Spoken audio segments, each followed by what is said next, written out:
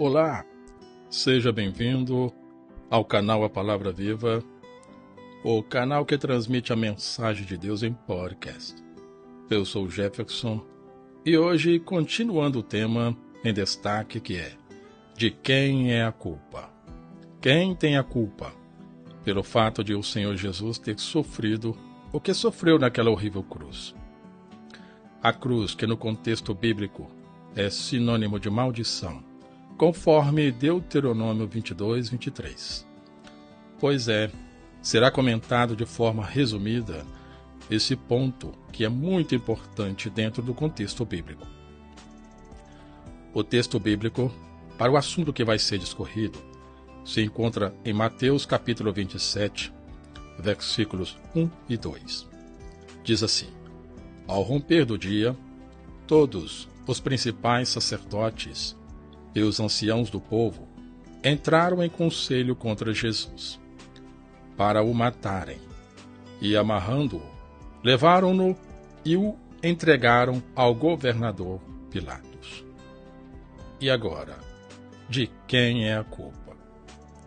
Porque nestes versículos é forte o que é expresso. Diz que ao romper do dia, os principais sacerdotes e os anciãos, pessoas de destaque da época, para representar o povo de Israel e falar por ele, resolveram em conselho entregar o Senhor Jesus a Pilatos, para que ele fosse julgado. Olhando por essa perspectiva do que é narrado no texto, são eles os representantes do povo de Israel e o próprio Israel culpáveis pela morte do Senhor Jesus? Há porventura alguma declaração expressa pelo Senhor Jesus de que seria necessário ele morrer e que os principais sacerdotes e os anciãos iriam fazer parte desse projeto já previsto pelo Senhor Deus? Quanto a esse ponto, observe o que se encontra em certa passagem. Evangelho de Lucas, capítulo 9, versículo 22, diz assim: dizendo: É necessário que o Filho do Homem sofra muitas coisas, seja rejeitado pelos anciãos, pelos principais sacerdotes e pelos escribas, seja morto, e no terceiro dia ressuscite. Impressionante. O Senhor Jesus, neste versículo de Lucas 9, 22, afirmou categoricamente que iria morrer. Sua morte seria certa, e que os principais sacerdotes e escribas estariam lá para realizar o que já era plano de Deus, e não simplesmente porque queriam matar a Jesus. Assim como o Senhor Jesus afirmou que morreria, também afirmou, com perfeita convicção, que ao terceiro dia estaria vivo de novo. Neste mesmo versículo de Lucas, afirma este fato.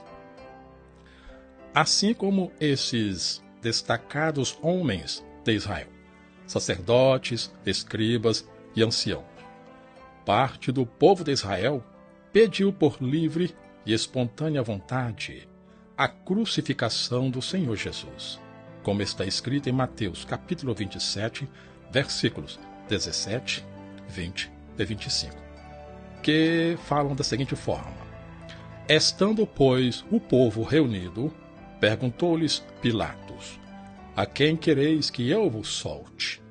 A Barrabás ou a Jesus, chamado Cristo? Mas os principais sacerdotes e os anciãos persuadiram o povo que pedisse Barrabás e fizesse morrer Jesus. E o povo todo respondeu: Caia sobre nós o seu sangue e sobre nossos filhos. De acordo com o que expressaram naquele momento, escolhendo Barrabás e mantendo o Senhor Jesus em condenação, simplesmente estavam agindo no plano de Deus. Porque cada palavra que o Senhor Jesus falou foi expressar o que Deus, o Pai, lhe havia designado que falasse. E nessas palavras do Senhor Jesus, fazia parte do plano divino a concretização de sua morte. Veja como é forte as palavras do Senhor Jesus e como se cumprem quando observado o texto bíblico de Lucas 9, 22, comparando com Mateus 27, versículo 26, que diz assim: Então Pilatos lhe soltou Barrabás, e após haver açoitado a Jesus, entregou-o para ser crucificado.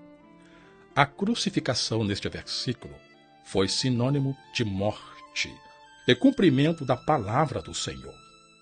Mas fazendo uma retrospectiva do que o Senhor Jesus disse, se sua morte tinha que acontecer, e para acontecer, algumas pessoas teriam que ser o instrumento para a concretização deste objetivo, como encarar este panorama bíblico tão enigmático? Porque um ponto é certo: o Senhor Jesus morreu. E nessa morte, pessoas foram instrumentos para que a morte do Senhor Jesus, ocorresse. Então, de quem é a culpa? É a intrigante pergunta que fica pairando. Talvez não em todos, mas em alguns. Este ponto é o que se deseja desenrolar no próximo episódio. Mas agora não será possível continuar, porque o tempo já marcou seu limite e impede que seja continuado, para que o enfado não venha sobre ti. Ouvinte, sou agradecido a Deus pela tua atenção. Espero que mais uma vez alguma informação, por mais simples que seja, possa ter sido agregada ao teu conhecimento. Muito obrigado pela tua preciosa atenção. Se o Senhor Jesus permitir, te espero no próximo episódio. Tchau!